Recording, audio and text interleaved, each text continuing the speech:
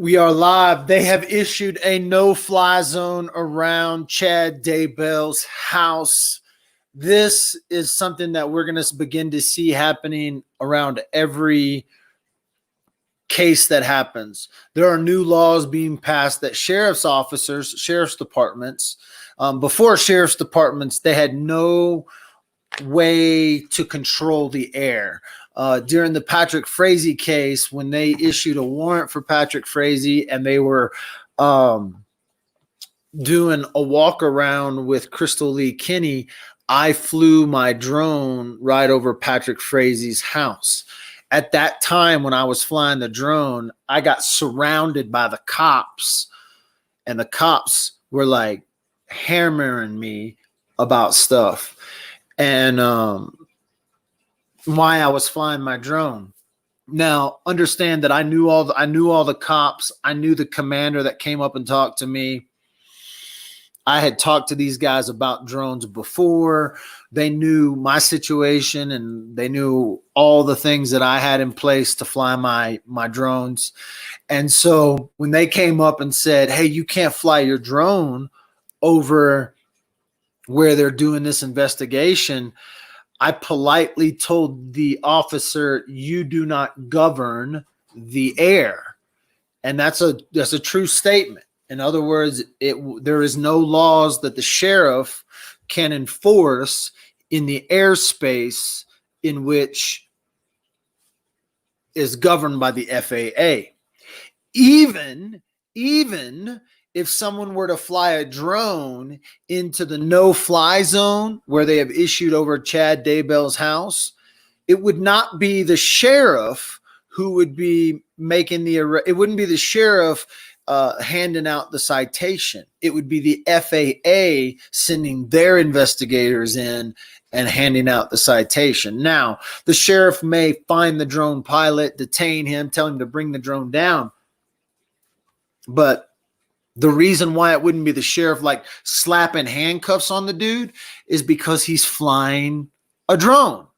And you don't, whether it's a helicopter pilot, a drone pilot, or someone else that's going to violate the airspace, the sheriff doesn't have the right to crash an airplane, to crash a drone, to confiscate the controllers, to do any of that without FAA's approval. So there's these real weird laws that apply when it comes to the no-fly zones. I know this only because this is what I do. And I have filmed on movies. I have filmed on hundreds of videos with my drones and my aerial devices. Know all the laws, the regulations, how they're enforced, how they're not enforced, how they can be enforced. But the laws are changing. The laws are definitely changing when it comes to drones. And where it used to take a process where it would take a day or two or three for a sheriff's office to enact a no-fly zone, the FAA didn't enact this no-fly zone because the FAA wants to bother what's going on there. The FAA did this at the direction of the sheriff's department. And this is just new. This is just a new thing because for a while, for the last 5 years, it's literally been a wild west when it comes to drones. But because of the new drone laws, the new security laws, sheriff's departments now can enact no-fly zones over investigations, over certain portions and area. And they're very specific. You can see I posted the no-fly zone in there, but they're very specific on where you can and can't fly. This will affect news helicopters, but not so much. News helicopters run under a different certification and under a different premise as drone pilots. And so like we saw a helicopter fly in there the other day. This no-fly zone is issued for the legal flight of 500 feet or below, where 500 feet and above, that news helicopter is going to be issued different instructions. So they may still be able to get aerial footage of and around Chad Daybell's home, but it's going to be with a newscopter and a high-powered camera lens. And so I'm sure Dateline's already calling somebody up from Denver, somebody coming in, because those are the kind of equipment they're going to need to get aerial footage around this property is not going to be some dude riding up there with his cell phone like it was yesterday. They're going to call in either a high dollar camera operator out of Denver or LA, and they're going to get the footage. Dateline's already calling to get that aerial footage when they know they can't do it with a drone, where I would normally just come in, buzz the house a few times, boom, you got your footage. Because of this no-fly zone that has been issued, they're going to be searching that property. They don't want anything being leaked out via drones. So they don't want the dad with a phone or the dad with the drone. So it's a new thing that I have yet to see enacted in other cases. This is the first case where I've covered Patrick Frazee, Gannon, the Heidi Broussard, the Suzanne Morphew case.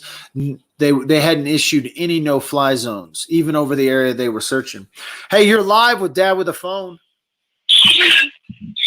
Hi, Dad, on the phone. It's been a while since I've talked to you, but what are you doing?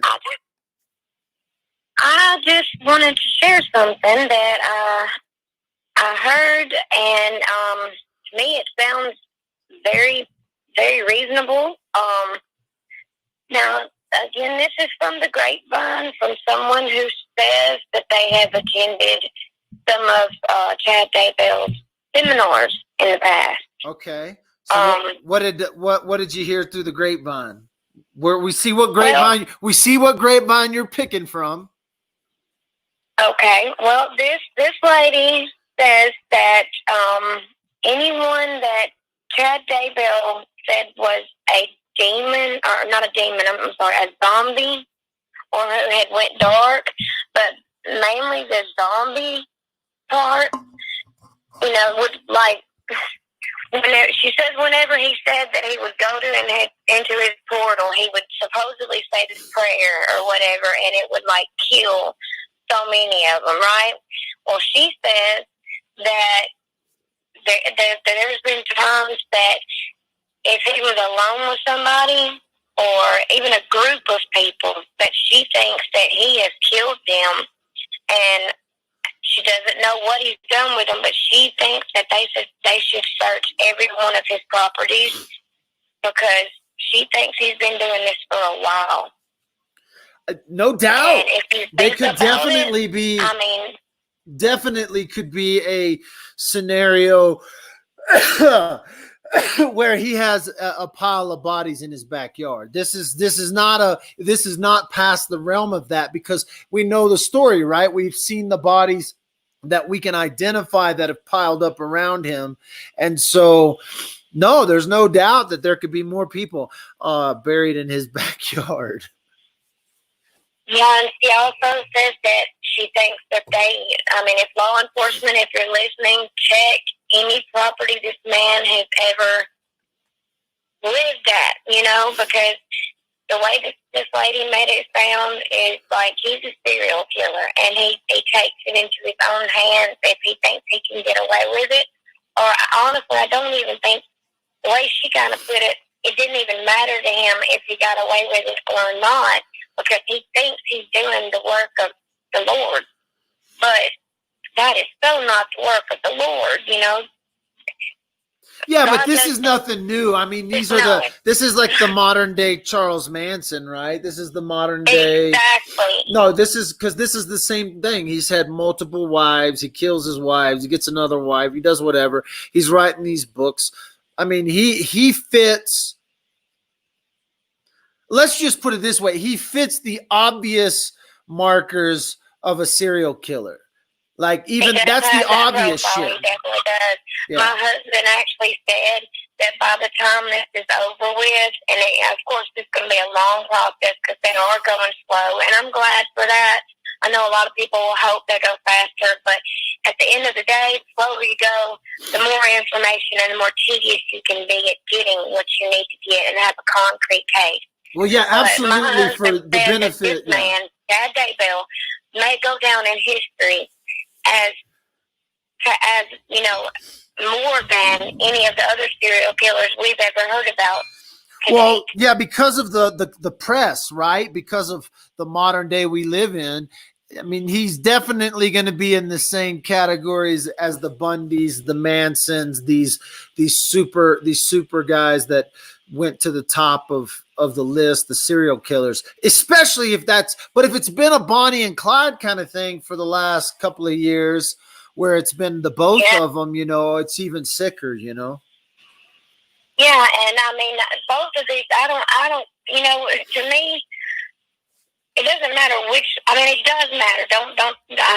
I misspoke. I'm sorry. It does matter which one of them killed the children, and I do believe that's the children on the property, that they found the remains of. I mean, well, yeah. I mean, so we've confirmed. They confirmed it today. Well, they confirmed it today. It was children. They're not going to say their names. They're never going to say their names. And so, but they've confirmed it was equally. What? I think they should be charged. I think they should be charged equally because, I mean. Well, so you don't think she had anything with telling them? But you don't think she had anything with telling them how to find the bodies? Oh, I'm sure she did because she wants to get her ass out of jail, and she's probably wanting to put everything on him. But I don't believe everything is on him. I believe she had just as much to do with it as he did. Yeah, but aren't you the one that said just now that the rumor on the grapevine is when Chad says they're zombies, then they die? Exactly. Yeah, but do you not think that's what she's going to say? Lori believes this. So I'm just talking about the children. That's her children. That was her job to protect her children. So what if she says, man come into her life? Yeah, what if she says it was him, though? To believe his beliefs and believe her children are zombies, and therefore, I mean, I know she knew that they were killed. If she did it, or he did it, or they both did it, I don't know. No one knows yet. But so if he says she is the mother, but if if she says that she's been, she was brainwashed and she's now had time to come to her senses, and she's like, oh my God, this guy had brainwashed me. This is where the children are. He did this. Yeah. And what if that was going to be her defense? I do get your point on that. I do. I just got a million thoughts running through my head right now, and I understand your point. That could very well be the case. It could be. So would you defend her in that, or would you say no, she's still liable? Or I mean, so if this is an extreme case of like relationship manipulation, abuse by a cult leader, because this is what happened. Like this is what happened with the Charles. He got his girls to do the murders. He got his girls to do the murders. This is how Charles Manson worked. And so what if he didn't get her to do the murders and she just went along with this because she was brainwashed? I mean, anybody that believes Chad Daybell in his cult shit, anyone who's paid money to go to his meetings, read his books, fallen into this cult.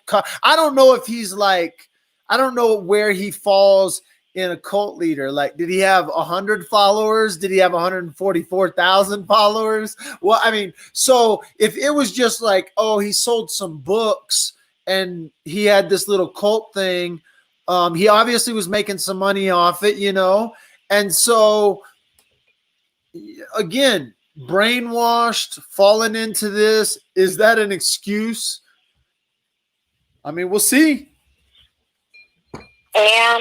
What if she just opened up? It was her that actually came, that actually offered up the information to tell where the children, where they were, because if she did, that will help her out, and she can use the scenario of being like brainwashed. Maybe she was afraid for her life, because if she had went against Chad Daybell in any way, shape, or form, then to him she would have been a zombie, and he probably would have killed her.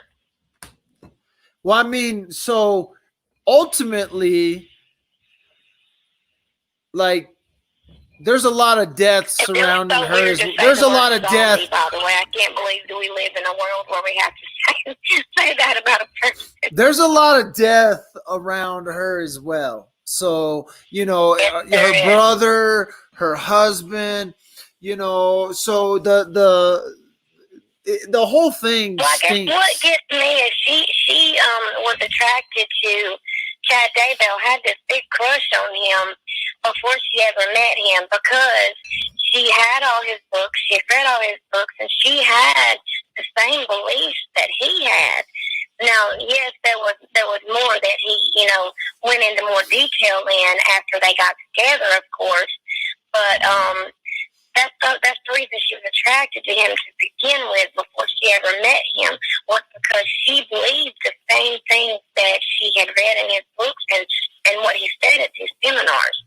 So, I mean, again, you got to wonder, did Chad Daybell brainwash her, or was she already brainwashed before she ever even met this man personally? No, people can be manipulated pretty easily. I mean, it's, you know, one person calls it science, the other calls it a religion. One person calls it a YouTube channel, another person calls it their own personal cult. So, you know, it's their belief system, you know. It's yeah, like, I think this one's going to be one that there's going to be some stuff that comes out. I think he is a profiled serial killer. Like, I think if an FBI profiler sat down and started checking boxes, he checks a lot of the obvious boxes. And then I don't know what his internet history is. I don't know what his phone history is. I don't know that stuff, but damn sure the cops know that stuff. And here's one thing that I want to point out. Today, after the hearing, it is obvious they are going to charge Chad Daybell with more crimes. All they need is a damn speeding ticket. All they need is a speeding ticket. Playing it by the book, and they're going to make sure they get this right. Yeah, they could have done what they did today with the speeding ticket. They could have been like, we're holding him on reckless driving, felony. I don't even care. They could have made up shit. They were not going to let him go when the prosecuting attorney says, we found children buried in his backyard. We have 2 missing children. You know, so like, I mean, they're not going to let him go on any of that. They set $1 million bond. Now, they also set some pretty stringent. Here's the deal, though. If he comes up with $1 million or comes up with a bondsman that'll give him $1 million on $100,000 or $150,000 down cash payment. So if you go to a bondsman and you say, hey, I got $150,000 in cash, I'll give you. Yeah, they're not going to care, because I mean he's gonna run, and they know it. And but here's the deal. For that money. Yeah, but here's the deal. The bondsman, $150,000 paycheck is a big that's a paycheck, cash money, right? And so if I'm a bondsman and I'm gonna take $1 million bond out on Chad Daybell, you know, they're going to do cash and a surety, which is going to be cash, a house, some property. He's obviously got property in his name, you know. I bet that lot that they were looking on, that lot and his house has got to be worth, you know, $350,000, $500,000. Up in Idaho, probably like $350,000. And so 500,000, $500,000. So if he came up with cash and collateral, he could get out on bond this afternoon, you know, and it wouldn't be, there's nothing the judge can do. There's nothing the prosecuting attorney can do, except it may force the hand of law enforcement to say, no, we want to charge him with the murder of these people. We haven't identified them, but we know they've been murdered because we can tell that they have gunshots to the head or something, you know. And so I don't know how the children were killed that they found, but if they can quickly identify that this is some sort of foul play, then they could charge him with murder by this afternoon. So that bond of $1 million.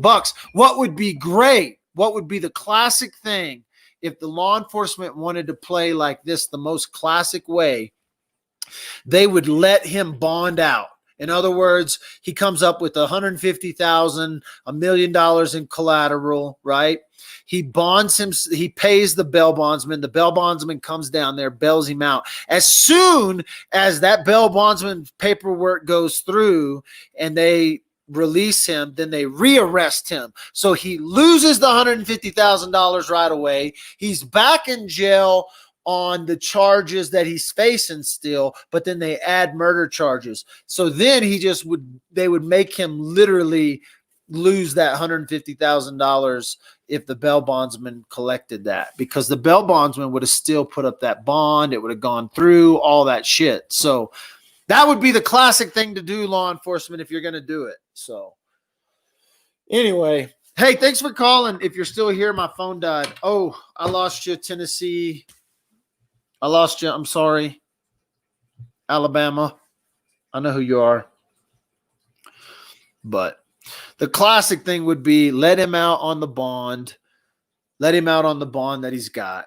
Then rearrest him on murder charges, because he would lose whatever cash assurity that he put up, or he would lose that cash payment to the bail bondsman, which would be awesome.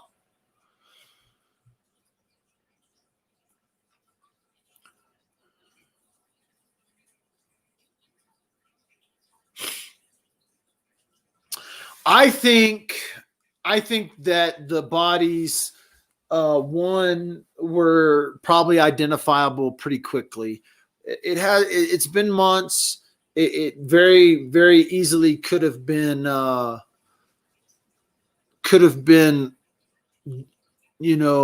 deteriorated unless they were wrapped in tarps. If the kids were wrapped in some sort of protective material, that stuff doesn't break down as fast. And although there would be a lot of decomposition, it doesn't mean that they would be unidentifiable. They could identify them pretty quickly through dental records. They can identify them through, obviously, DNA. That's going to take a couple of days. There's no doubt in my mind that these kids, if in fact were buried there, were identifiable, because listen, the officials are already identifying. The mayor identified them as the children. These kind of things, they're trying to move slow, because as soon as they identify the kids, then they have to start really answering questions of the public. Who's going to be charged with the murder of these kids? Is it going to be Lori? Is it going to be Chad? They're going to give these two a little bit of time. We got Lori's been there. She very well could have already spilt the guts. Chad needs a couple of days in a cell first. Let's soften his ass up a little bit. Mr. Cult Leader. I actually think when this thing comes out, I think Lori is diabolical, by the way. Like, when I look at her and I've seen the way she's acted and been about this whole situation, she's definitely a diabolical, evil woman. I think Chad is the profile, picture perfect, very possibly serial killer. This one's a crazy one. Like, now, all bets off. They start digging up property they're digging up property right now. They've canceled flights. They're not letting anyone fly over and get aerials. Mad props to bro from Idaho News for getting the cell phone coverage yesterday. This one's going to get crazy. This one's literally there. Anything is possible. We literally could be watching a modern day Charles Manson, modern day serial killer case unfold right before our eyes. Who knows how long he's been doing this for? We know just around Lori Vallow the amount of people who have died. The pyramids have been laid out.